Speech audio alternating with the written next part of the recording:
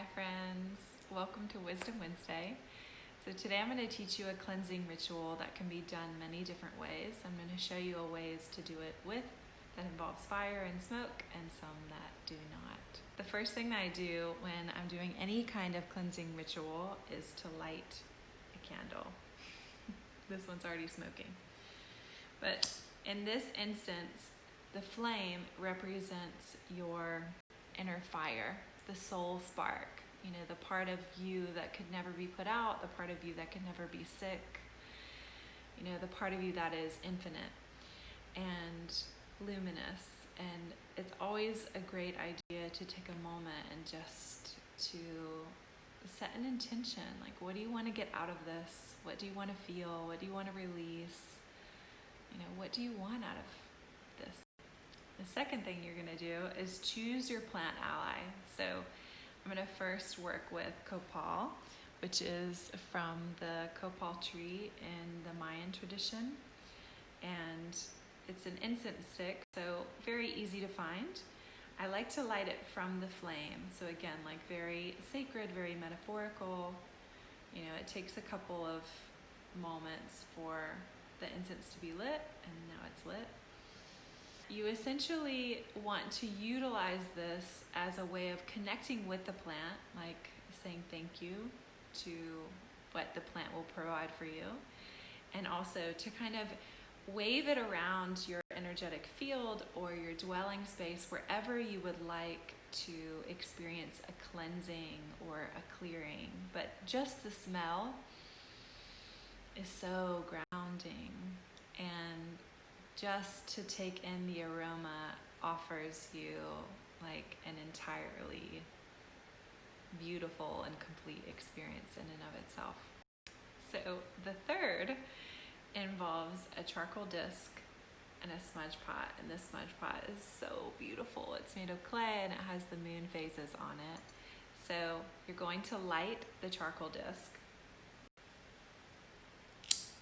This, I actually use a lighter, and you're going to light it until you see the little sparks, and then you're going to put it in the smudge pot, and you're going to let it like totally heat up and makes a little sound. Then you're going to choose your plant ally. Although copal is one of my favorite, and most common plant allies that I use, I also really love lavender. And this is actually lavender and holy basil. So as you know, when you drink these herbs, you feel calm. Maybe it helps with anxiety. And so the same when you burn them.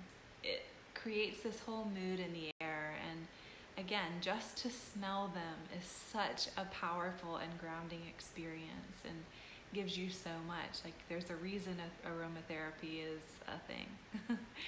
But just taking a moment to offer gratitude to the flower, to the plant, to whatever you're using.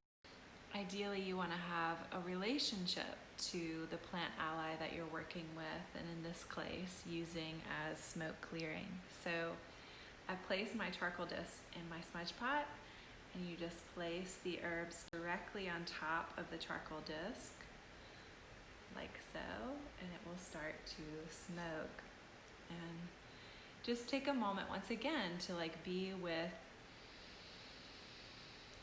the smells, to be with the senses. Again, like your sense of smell is rooted with your root chakra. It's the root chakra's main sense. And so anytime you connect with your sense of smell, you're going to feel more grounded.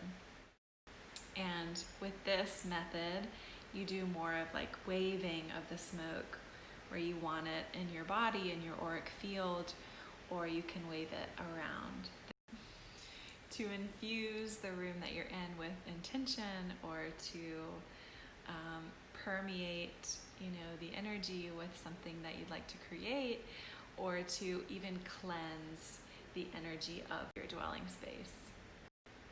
The next cleansing ritual involves minerals. So this is a selenite wand, and I actually have two. They're so wonderful and beautiful. So you can also utilize a selenite wand to cleanse your auric field.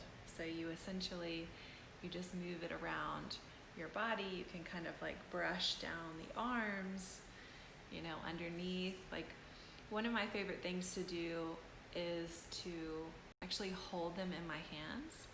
And your hands are one of your gates, you know, one of your gateways for energy, your hands and your wrists. So I like to hold them in my hands and to feel that, like, my breath and my energy is pulling, you know, the healing qualities of that mineral into wherever they are needed. So last and certainly not least, you can use a feather. So this is a feather, this is a hawk feather that my aunt gave me that she found in her yard. Definitely want to use a feather that you find in nature that you feel connected with. And you're essentially going to use this to sweep your energetic body, but also your physical body. You can sweep organs, you can sweep energy, and you're kind of like sweeping it and brushing it off. So it's like almost like energetically dusting, you know, and at the end, you just kind of take the energy out of the feather, so it's not just like, you know, like a sponge holding all the dirty, like, dishes remnants on it. So thanks for hanging out with me today, guys. I hope this was helpful and that it maybe invited you into doing a cleansing practice that you already do a little bit differently, maybe with more intention, more presence, you know, but just remembering that sometimes the easiest way to cleanse your auric field is to even take a couple of deep breaths and to invite some sort of smell, not only to ground you in the present moment, but to allow you to actually experience the present moment. Like, we get so lost in our heads, and it's, you know, like a lot of my clients are experiencing anxiety during this time, and it's to be expected. It's an intense time, and it's so important for us to take time to be present and to support ourselves. I'm wishing you all a beautiful day, and if you ever have questions or something you want me to go over on a Wisdom Wednesday, I have so much fun doing these, so please don't hesitate to ask. Thanks for sharing, and thanks for watching.